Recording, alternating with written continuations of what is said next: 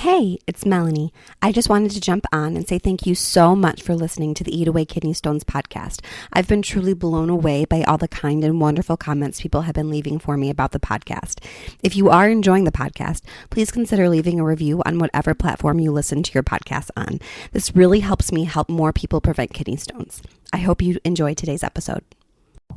Welcome to the Eat Away Kidney Stones podcast. I'm your host, registered dietitian and kidney stone expert, Melanie Betts. After learning a ton about kidney stones and helping people prevent stones at the University of Chicago, I was fed up with all the terrible advice people were finding online. So I decided to do something about it. The Kidney Dietitian was born. This podcast is for people who want to learn what actually works to prevent kidney stones and still enjoy life, eating, and their favorite foods. Let's dive in.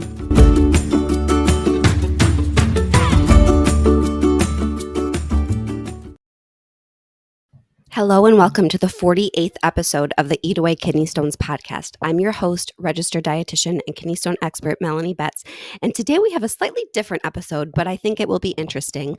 Last week, I did a webinar for the Weight Management Dietetic Practice Group, which is a group of dietitians. This group is part of the our dietitian national professional organization, the Academy of Nutrition and Dietetics. And there are lots of different sort of subgroups with dietitians within that group that have special interests. And so I am fairly involved in the renal or kidney group, unsurprisingly. But as my goal with the kidney dietitian is to help, my big goal is to help everyone with kidney stones. I am very well aware that I cannot possibly help the 10% of the entire population that has kidney stones. And so as part of my tactics for how to help more people is to simply educate more dietitians. And so as part of that, I try to do as much public speaking in front of other dietitians and doctors and nurses that I possibly can. And so I gave this webinar last week to the Weight Management Dietetic Practice Group, that group within the Academy of Nutrition and Dietetics. And I promoted this event, across my social media platforms, and everyone was super interested in it. So the topic of the talk that I gave was risky weight loss tactics that can cause kidney stones. And a lot of people who are not dietitians were very interested in that topic and sort of bummed that they, not that they couldn't come, but the talk wasn't really geared towards them.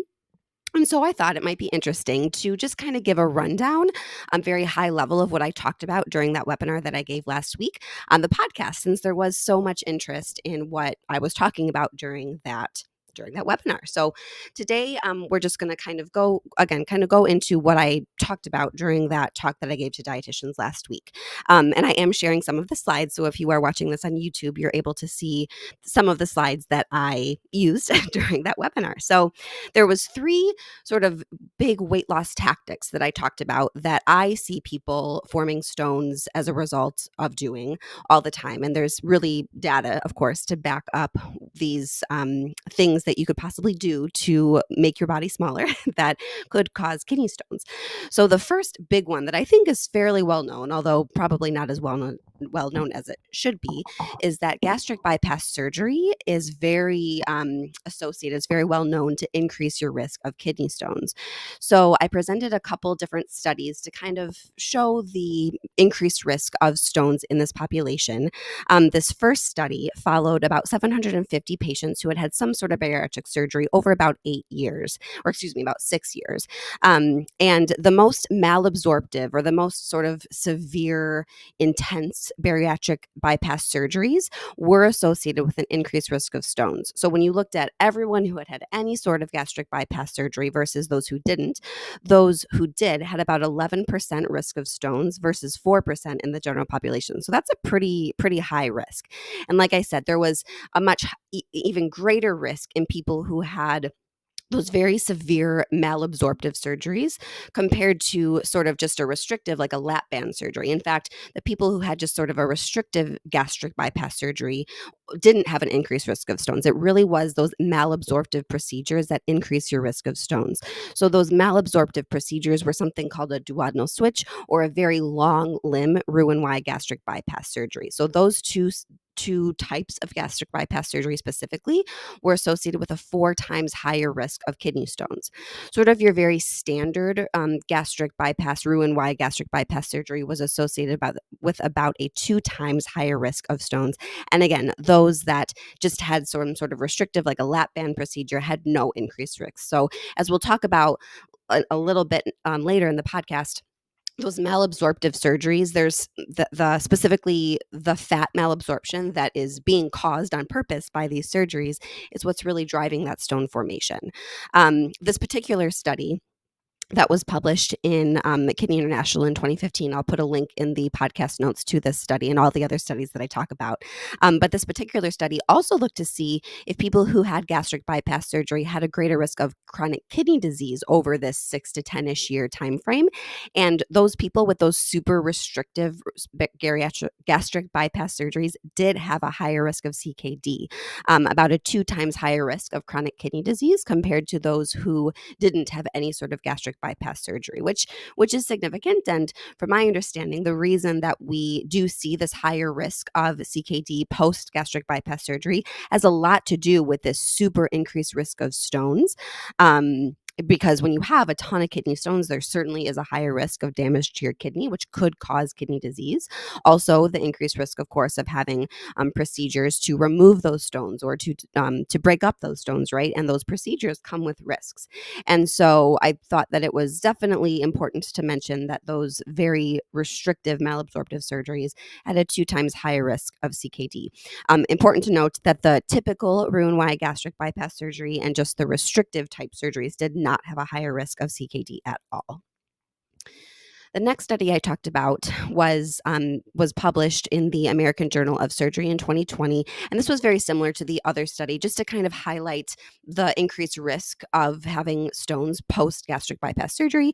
This was a review of around 1,800 patients who had had bariatric surgery, either the Roux-en-Y gastric bypass or sleeve gastrectomy, and they found that overall there was about a 7% increased risk of having kidney stones over this about 10-year time frame.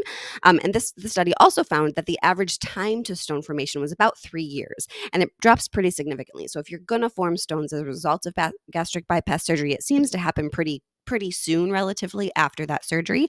Although certainly that doesn't mean that you're back to normal after 3 years. Really, your increased risk of stones will go on for the rest of your life unless your surgery is reversed. So what's really going on? Why do we see this greater risk of kidney stones after gastric bypass surgery? So really, there's 2 big things going on. The first one is that you're not absorbing fat, which is the point of these surgeries, right? They change your anatomy, they change how your stomach and intestines are connected so that you're not absorbing fat, so you don't absorb those calories to induce that weight loss. So when that fat isn't absorbed, it kind of travels down the intestine farther than it would otherwise. And fat loves to bind to calcium. And if you followed me for any time at all, you know how important calcium is for kidney stone prevention, for oxalate stone prevention, because calcium loves to bind with oxalate in the intestine, and then that oxalate gets gets excreted in our feces rather than getting absorbed into our bodies and excreted in urine. So when we have all this extra fat hanging out lower in our intestine, where typically calcium would be binding with oxalate to reduce that absorption, instead that calcium is getting bound to all that fat that isn't typically there, which makes that calcium unavailable to bind to oxalate. And so that oxalate is just free to get absorbed into our system and eventually excreted in our urine. And it is a hallmark of people who form stones after gastric bypass surgery that we see incredibly high urine oxalate levels. So for reference, a sort of normal oxalate level might be somewhere between like 20 to 40-ish milligrams of oxalate per day. I've seen patients with oxalate as high as like 150, 175, which is really, really, really high. And it all has to do with this fat malabsorption. The other big thing that's going on, and it's also related, of course, to that malabsorption that the surgery purposely caused, is that we're not absorbing alkali. So again, another big thing with kidney stone prevention is the pH of your urine, or how much acid is in your urine. And there really is a pretty tight range typically that we want that pH to be in. We don't want it too low because that's associated with definitely uric acid stones and potentially calcium oxalate stones, but we also don't want it too high because that's associated with calcium phosphate stones. So anyway, when you are malabsorbing stuff, you're malabsorbing that fat like we talked about, but you're also not able to absorb a lot of alkali precursors, we call them, most notably potassium, but also magnesium and um, all sorts of other just like things that produce alkali in our body, which eventually gets excreted in our urine. And when we're not absorbing all of this alkali, that can cause our urine pH to tank because we don't have all this alkali to kind of offset the acid that's being produced in our body. So really the two biggest things that are going on with this gastric bypass surgery is that massive increased oxalate absorption as well as reduced alkali absorption. So it really is kind of the perfect storm, post bariatric surgery to form kidney stones. Of course, it's really, really important to remember that even everyone with kidney stones post bariatric surgery is not the same. It still is critical to look at that 24-hour urine test to understand what's going on with them, because I've certainly seen people who have had bariatric surgery who aren't forming stones because of high oxalate, right? Maybe that's just not happening in their body and something else is going on. So it's still really, really important to look at that 24-hour urine test to know how to go about preventing your stones. But in general, having bariatric surgery really is kind of the perfect storm to form kidney stones, because in addition to potentially that very high urine oxalate, you are not really absorbing fluid. You may be having diarrhea, which again is kind of the point of the surgery. It's certainly at least immediately after, because you're having that malabsorption. And so you're at definitely high risk of not having a lot of urine volume, which is kidney stone prevention 101, right? We want to drink a ton to have a lot of urine produced so we don't have super concentrated urine. But when your body isn't able to absorb that water, and or you're not able to drink as much water because your stomach is so much smaller, that is definitely going to reduce the amount of volume that you have in your urine. I mentioned that you're going to have potentially that very low urine pH, and you're also very much at risk for having low urine citrate, which is related to the body's reduced ability to absorb that alkali. And so, if you do have gastric bypass surgery, what can you do to prevent stones? I mentioned this earlier. So the number one thing that's most important to do is to adjust what you're doing for your kidney stone prevention plan based on that 24-hour urine test. Fluid is going to be crucial. As soon as you can, likely immediately after gastric bypass surgery, you're not going to be able to do this. But once maybe are 6 months out and you're kind of in your normal life, trying to drink as much fluid as you can, ideally to produce that recommended 2.5 liters of urine output per day, which is the same for everyone with kidney stones. I do think it makes sense to limit incredibly high oxalate foods. So this really is only things like spinach, almonds, and navy beans. But I don't think that a super low oxalate diet is a good idea, because patients with gastric bypass surgery already have a ton of diet restrictions, and I just don't think it's warranted to add on this low oxalate diet restriction when there's literally no data to show that a low oxalate diet for anyone prevents stones. That being said, just because we know that there's this potentially very high increase in oxalate absorption, I think maybe limiting just those super duper high oxalate foods makes sense. And notice that I said limit, not avoid. That's not saying that you could never have spinach again in your life. That's silly. But maybe just making sure you're not having a spinach salad every day, right? You kind of get the idea, especially when we see in that urine test that someone has high oxalate. Um, Also, I think that this is maybe the one population that I am totally cool with calcium supplements. So typically for kidney stone prevention, we talk about calcium from food being super, super important, but calcium supplements maybe not being the best option, because calcium supplements are typically associated with a higher risk of stones, whereas naturally occurring calcium is associated with a much lower risk. However, in the case of gastric bypass surgery, people are often forming stones for a very different reason, like we just talked about, than most people with kidney stones. And most people with gastric bypass surgery don't have high urine calcium, which most generally that's kind of the biggest driver of stones. Typically gastric bypass surgery stones are being caused from that super high oxalate and low citrate.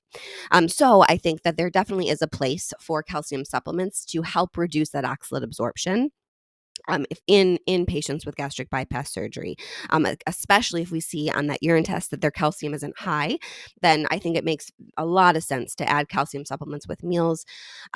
Also of note, it's usually not important to or appropriate to restrict protein in this population. A lot of times for stone prevention, we talk about limiting non-dairy animal protein, which certainly is relevant, and I've talked about that in previous podcasts. But I think for this population, one, they're not really absorbing much of it anyway, so it doesn't really matter how much protein you consume potentially from a kidney stone perspective. Plus, they do have higher protein needs to help maintain that muscle mass, especially during the beginning, post surgery when you're losing weight dramatically. So I do not think it's appropriate to restrict protein for gastric bypass patients in most cases. All right, so moving on to the next weight loss tactic that makes me nervous that might form kidney stones is low carbohydrate diets in general. And I actually just did a podcast about this. If you look back at episode 44, there's a episode titled, "Is it okay to follow a keto or low carb diet with kidney stones?" So I'm not going to dive into this a ton. You can definitely go back and I talk a lot more about this, but wanted to kind of give an overview since I did talk about it during this webinar as well. During the webinar, I talked a lot about what a low carbohydrate diet is and kind of defining that, because I think there are massive differences in how maybe a dietitian, even different dietitians and certainly dietitians versus people in the public, might be defining what a low carb diet is. A true keto diet is incredibly high in fat and doesn't have that much protein. It's very low in carbs, like maybe 4% of calories from carb, maybe 6% of calories from protein, and 90% of calories from fat. And I think, sort of what I call the diet culture keto diet is not that. It really is kind of just like a lower carb diet than what most of us might be eating. And it's a typical keto diet that maybe your neighbor is following tends to be very high in protein, right? Like if you go on Pinterest and Google keto recipes, you're going to get a ton of recipes that are full of like meat and bacon and cheese, right? So it tends to be very high in protein, certainly higher in fat than might be ideal, and certainly not that many, a lower carb than what is honestly recommended for kidney stone prevention or what most people are consuming. So just to kind of showcase that difference, when I say keto, I'm really talking about an incredibly high fat diet versus a diet culture or low carb diet, which is I think what most people are doing when they follow a keto diet. So you may or may not know that a keto diet was originally developed for the treatment of epilepsy, and it's still definitely used, especially in the pediatric population, as a pretty effective treatment for epilepsy when other treatments have failed. In the pediatric world, it is a very well-known fact that these keto diets are associated with a higher risk of stones. One study found that these kids had about a 7% risk of forming a stone in 1 or 2 years after starting a keto diet, which is pretty significant. This risk is so well known, in fact, that potassium citrate, which many of you probably have heard of, because that is a very common medication given to people with stones to prevent stones. A lot of times these kids are given potassium citrate automatically as soon as they go on this ketogenic diet just to help prevent stones. So that's kind of how big of a deal these stones are in this population. There's not a ton of research looking into sort of that diet culture or low carb diet in adults and how many more kidney stones we might see in that population. But one study was pretty recently published that found that there was about a 7 to 8 times higher risk of forming kidney stones in someone following this diet culture or low carb diet compared to the general population. So 7 to 8 times. That's 700 to 800% higher risk of forming a stone. That's pretty significant. So what's kind of going on here? Like I mentioned before, oftentimes these diet culture or low carb diets are super high in protein, which definitely could be driving that stone formation. And they're not certainly going to be getting much calcium in, because milk is certainly not going to be encouraged because it does have carbohydrate in it. So likely you're not getting enough calcium. I feel like oftentimes these diet culture low carb diets are pretty high in sodium because sodium is just not a focus, right? Like I said, a lot of these keto recipes are packed with like cheese and bacon. Nothing wrong with cheese and bacon, but when that's kind of all you're eating and you're not eating fruits and vegetables with it, then yeah, that can cause a problem. So potentially all of that sodium. So all of that, again, is kind of creating this perfect kidney stone storm, right, in your urine. You're definitely going to have high urine calcium from all of that non-dairy animal protein, likely high uric acid. You're going to have super low urine pH and low urine citrate because of all that acid that's being produced from the meat that you're eating, and especially since you're not eating a lot of fruits and vegetables to offset it. And ironically, it could be driving up urine oxalate. Even though meat doesn't have oxalate in it, it has a lot of amino acids in it, protein, and your liver is super good at making oxalate from certain things. And the amino acids that tend to be in meat are one of the things that your liver is really good at making oxalate from. And so, really, this high protein could really be driving up that urine oxalate as well. So, there's really kind of lots of different things going on. In addition to that, kind of thinking about this next level, potentially there's going to be stuff going on with your gut microbiome that's really driving that stone formation. This is kind of a guess, but we are understanding more and more every day about how important that gut microbiome is for kidney stone prevention. And we know that in general, very high fat diets are not good for those little bacteria down there. And in general, eating a lot of fiber from fruits and vegetables is going to be really good for those little guys down there. And so I very much could see that some harmful change to the gut microbiota is going on for these people on these super high fat diets that's contributing to that increased risk of stones. So, if you do want to go on a low carb diet or a keto diet and you want to prevent stones, here's my best recommendation. I would say if someone is going on a true keto diet, again, that diet that is 90% fat, which I do not recommend for the vast majority of people, I would say just consider also taking potassium citrate, because there's really no way that we're going to be able to provide enough alkali and make everything sort of balanced on a true keto diet for stone prevention. So just consider potassium citrate therapy. If you are just wanting to eat healthier and you feel that low carb is the way to go, here's some of my general tips. I would say don't go so extreme that you have to eat a ton of protein. I would definitely avoid incredibly high amounts of protein, maybe more than 1.5 grams of protein per kilogram body weight or so. That's a very rough cutoff. And definitely be mindful of how much protein you're eating from non-dairy animal sources, because it's really that non-dairy animal protein that really drives up stone risk. So protein from things like beef and pork and poultry and fish and seafood. All of that protein makes harmful changes in your urine, basically. Also, be sure to get in enough calcium as always, which is around 1,000 to 1,200 milligrams per day, depending on your age and gender. Certainly, as always, be mindful of excess sodium. Do not be uh, wooed by all of those bacon recipes. Because that's just going to send your urine calcium up even higher. And also, please avoid being so restrictive that you can't eat any fruit, dairy, and some whole grains.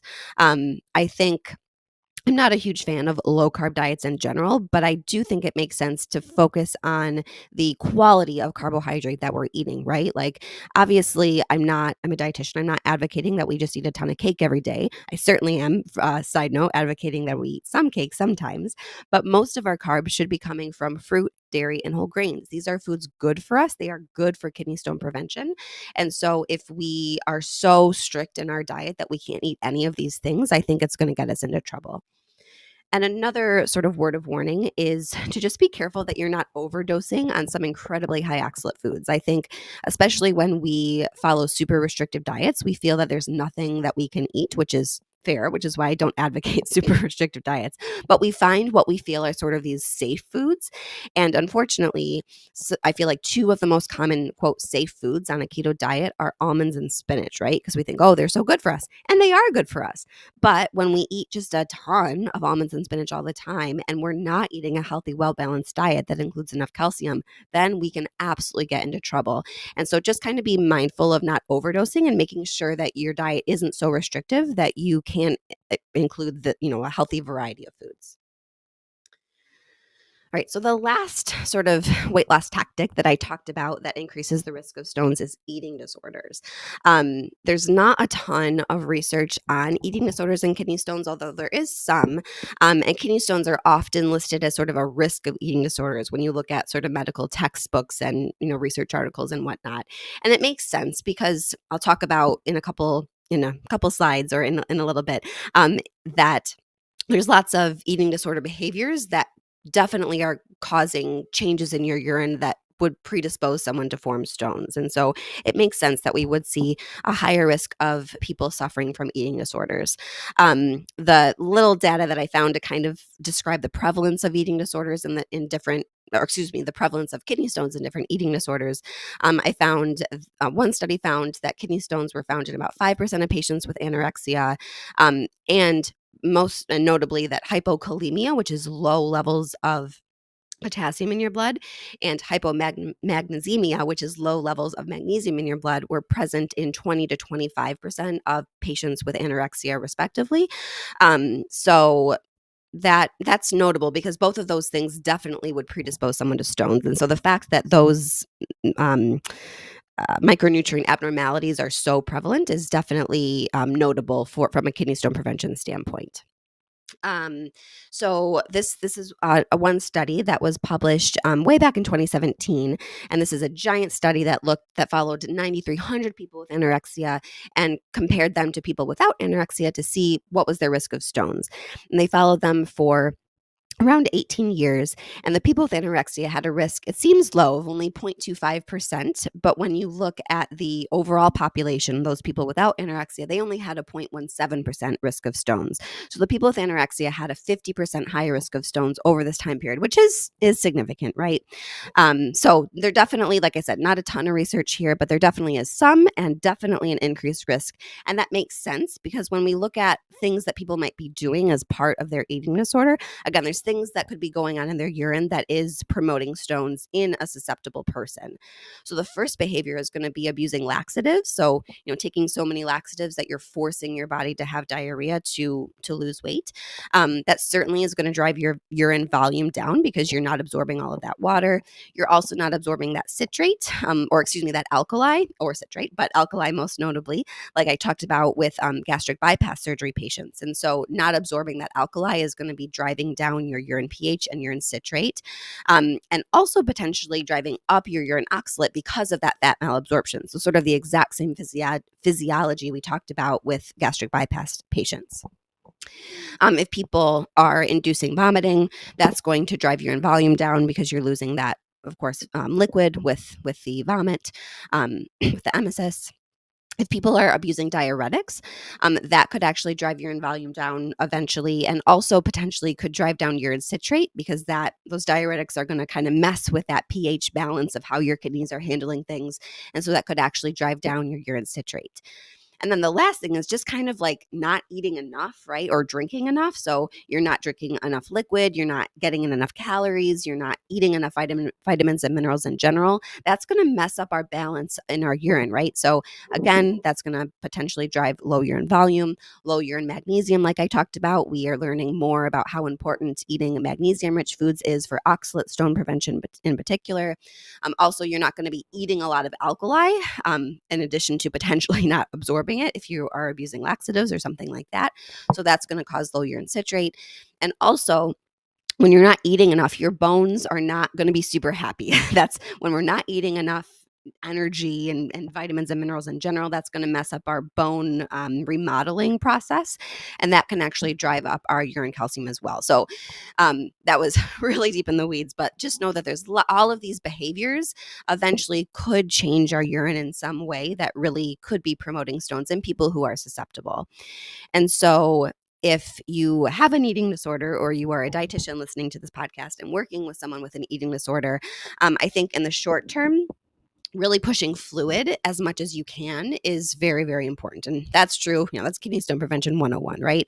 I think maybe being mindful of electrolyte replacement in the very short term sort of recovery phase.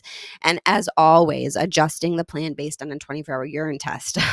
There are a gazillion different kinds of eating disorders and a gazillion different ways that eating disorders present and different things that people are doing to control how much they absorb. And everyone is different, right? So ultimately, as always, we need to look at that 24-hour urine test to understand what we can do to prevent stones for that person. And I think long term, hopefully someone is able to I think you're never fully recovered from an eating disorder, but at least back to eating a healthy, well-balanced diet. I think if someone goes back to eating a healthy, well-balanced diet, their risk of stones should go back to their baseline. So, was that. I will end this episode. That was a ton of information. Like I said, this episode was a little bit different than other ones, but I had so much interest in that webinar that I did for that DPG last week. I thought that I would give those of you interested kind of a high level overview of what I talked about. As always, if you have a question that you would like to get answered on the Eat Away Kidney Stones podcast, please, please, please let me know. There's a link in the show notes to record your question for a chance to get answered on the podcast. Listener questions, I think, are my favorite episodes because I know that I'm giving you information that you want because you've asked me for it. So definitely let me know if you have a question. And with that, I will close this episode of the podcast, and I hope to see you next week. Thank you for listening to today's episode. For more help with kidney stones, check out my website, www.thekidneydietitian.org. For more personalized help from me, check out my online course, Kidney Stone Nutrition School. VIP enrollment includes help directly from me. I can't wait to see you there and help you prevent kidney stones. Have a great day.